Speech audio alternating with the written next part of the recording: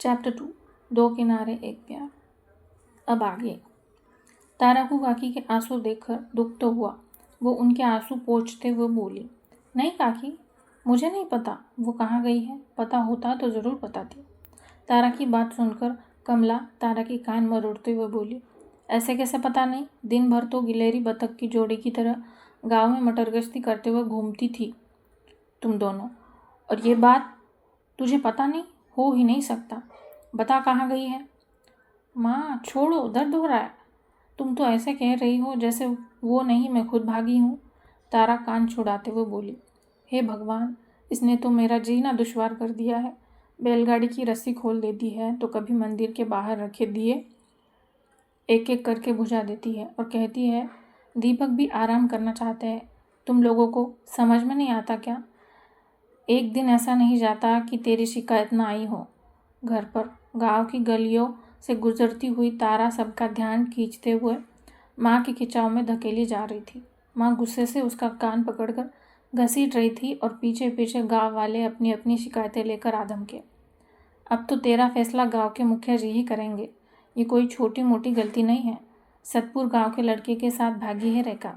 भगवान न करे इसमें तेरा भी हाथ हो तो उसका अंजाम क्या होगा तुझे पता भी है?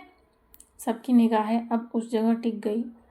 यहाँ गांव का मुखिया हमारा हीरो बैठा था, अभय सिंह राठौर, जिसे लोग प्यार से अभय सेठ कहकर बुलाते थे। वो लंबा चौड़े कंधों वाला, उम्र 28, करीब 6 फुट मजबूत काया का मालिक।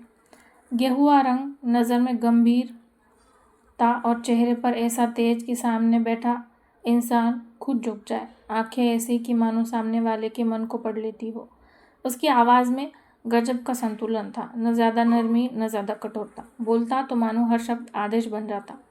उसके होठों पर गंभीरता रहती थी, मगर गांव की भलाई के लिए उसके भीतर एक अनकहा जज्बा था। बोलने का लहजा धीमा लेकिन इतना प्रभावशाली कि भीड़ का शोर भी उसके शब्दों के आगे थम जाता था। मुस्कान में गरिमा और चेहरे पर आत्मविश्वास की छाप थी। खेती किसानी से लेकर बच्चों की पढ़ाई तक गांव की हर प्रगति में उसका बराबर का हाथ था। उसके अपने फैसलों और कर्मों से गांव में शांति बनाए रखना और हर विवाद को सुलझाना उसकी पहचान बना ली थी। उसकी मेहनत और ईमानदारी से गांव को तरक्की की राह पर खड़ा कर दिया था। यही कारण था कि लोग उसे सिर्फ मुखिया नहीं बल्कि गांव का सहारा मानते थे। अभय सेठ ने बहुएं तनी अपनी गहरी आवाज़ में पूछा, तुम्हारा नाम? तारा। सब गांव वाले एक साथ बोले।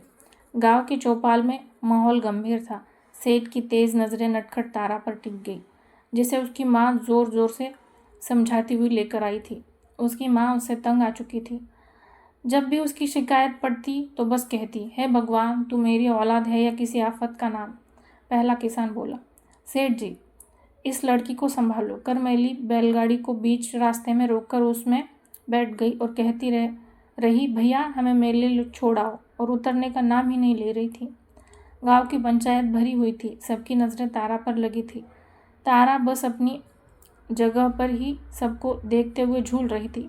तारा को ऐसा देखकर कमला उसे डांटते हुए बोली, सीधी खड़ी रह, झूलना नहीं। अब सेठ ने पहले तो तारा को ऊपर से नीचे तक ठीक से देखा और बोले, तो तुम हो वो बारूद की पोटली जिसने पूरे गांव के नाक में दम करके रखा है?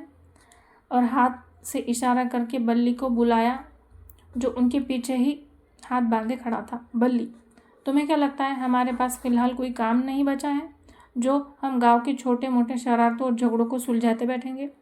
बल्ली सर झुकाकर अभय सेठ के कानों में बोला, नहीं नहीं सेठ जी, आप गलत समझ रहे हैं। आपका टाइम हमारे लिए सबसे कीमती है। पर यह लड़की की शिकायत हर रोज़ आती रहती है। आज क्या शिकायत आई है? सेठ जी ने पूछा। हमारे गांव की लड़की रेखा लड़के के साथ भाग गई है जो तारा की पक्की सहेली थी, बल्ली बोला। ये बात सुनते ही अभय सेठ की बहुत तन गई, क्योंकि गांव की बात वाकई गंभीर थी। यह घटना दो गांव की दुश्मनी की आग को हवा देने का काम कर रही थी।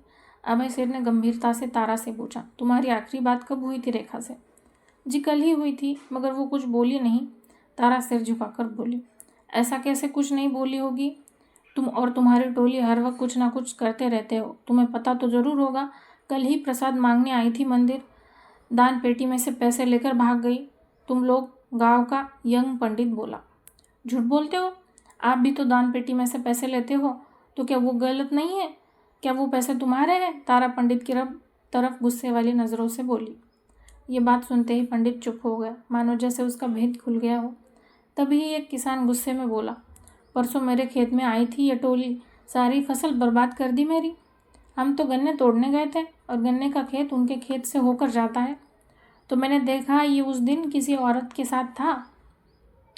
ये बात सुनकर किसान की बीवी झगड़ा करते हुए उसे घर ले गई।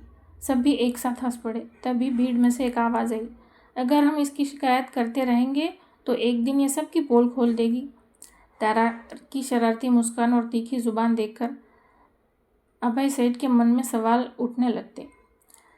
क्या तारा सिर्फ नटखट है या उसके इरादे कुछ और हैं?